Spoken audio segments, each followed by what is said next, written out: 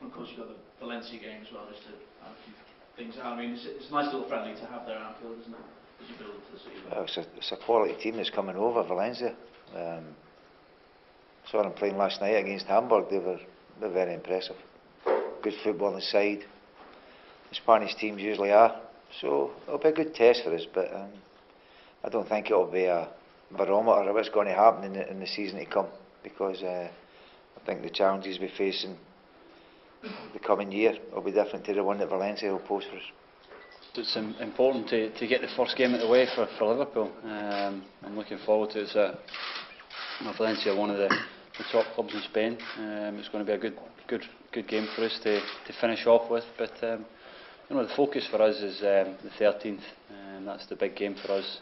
Sunderland at home, and you know, that's when it kicks off. So we have to prepare right for that, and we want to win the first game at home. So yeah, it's going to be a tough game against Valencia, but you know, it'll be us gearing up towards the following week.